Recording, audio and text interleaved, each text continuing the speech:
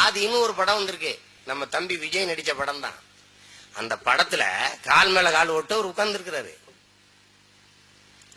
அப்போ ஒரு 5-6 இளைஞர்கள் மதில் சோறு மேல போய் நின்றுட்டு ஒரு குடம் பாலை கொண்டு வச்சுக்கிட்டு அவர் தலையில ஊத்துறானுங்க. எது சும்மா கட்டை ஒரு அட்டையில செஞ்சு அவருக்கு வச்சிருக்கு திரையரங்க வாசல்ல. அதுக்கு 5-6 குடத்துல பாலை கொண்டு ஊத்துறாங்க.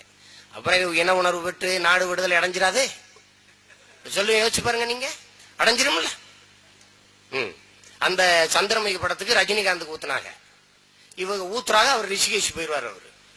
அவர் எப்படி தெரியுமில்ல, பணம் பிரச்சனை, பணம் இப்போ பணம் வந்து பணத்தாசைப்படக்கூடாது அப்படின்ட்டு சும்மா 50 கோடி தான் அவருக்கு சம்பளம் வாங்கிட்டு போயிடுவார் ரிஷிகேஷ் போய் பணியில நான் அங்க போனேன், அமைதியா இருந்தேன், எதா இருந்தேன் அப்படின்னு சொல்லிட்டு போயிடுவார். இப்ப நீங்க என்ன பண்ணுவீங்க, காசை கொட்டி கொடுத்துட்டு விட்டுருவீங்க. நீங்க எனக்கு என்னன்னு இருப்பீங்க. இந்த பாலை ஊத்துறாங்களே, ஒரு நிமிஷம் யோசிச்சு பாருங்க. விஜயோட அப்பா, நானும் அப்பான்னு தான் கூப்பிடுவேன், அவர் ஒரு பேட்டியில சொல்லியிருந்தாரு, நீங்க எல்லாம் ஆழமா கவனிங்க.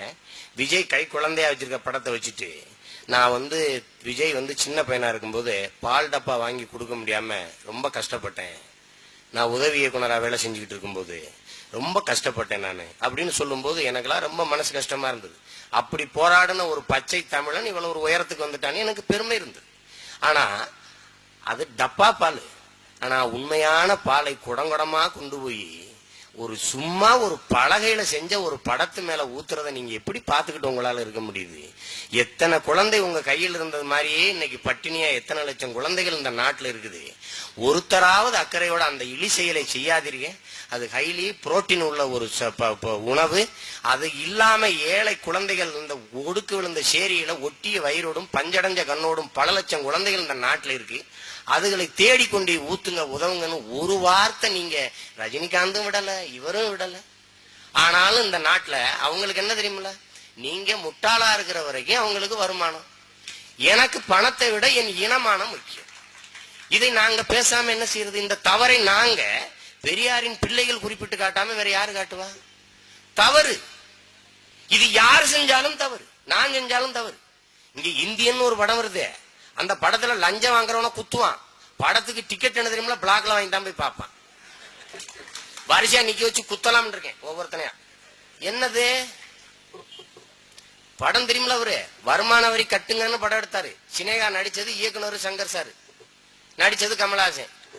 இதுல என்ன ஒரு பெருமைக்குரிய விஷயம் தெரியுமில உங்களுக்கு? கமலஹாசனே ஆகுன்னா பெருமையா பேசுவேன், ஊருக்காரன்னு நினைப்பீங்க. அது இல்ல. இந்தியாவில் இருக்கிற நடிகர்களே ஒழுங்கா வரி கட்டிக்கிட்டு இருக்க ஒரே நடிகர் அவரும் மாதவனும் தான். இது சும்மா நம்ம இடத்துல நடிச்சுக்காருங்க, உண்மையே சொல்றேன்.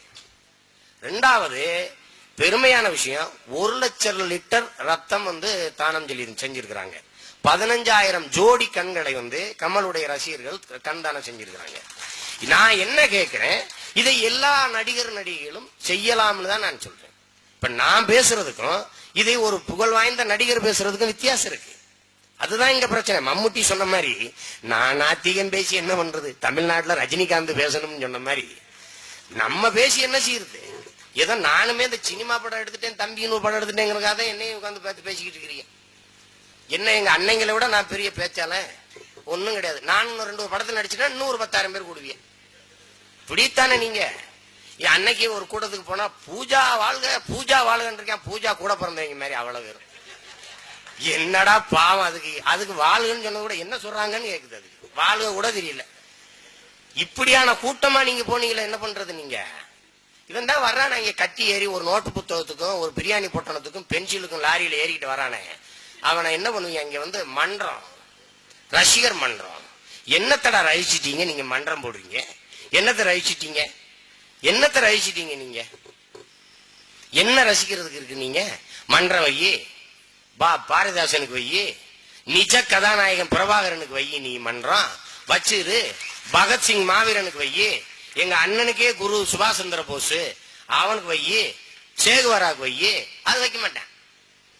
கூரை இப்படி கூனை விழுந்து கிடக்கு, அது மேல ரசிகர் மன்றம் போடு. கூரை இடிஞ்ச ஊரை எடுத்துக்கட்ட முடியலையே நாய், உனக்கு எதுக்கு மன்றத்து போடுங்க? அதுல என்ன தலைவர்? ஆமா மண்டேலா, அவரு நெல்சன் மண்டேலா தலைவர், பொதுச் செயலாளர். முண்ட பிச்சை எடுத்துக்கிட்டு நோட்டீஸ் ஓடிட்டு தெரியுங்க. இது பொதுச் செயலாளர், பொருளாளர்.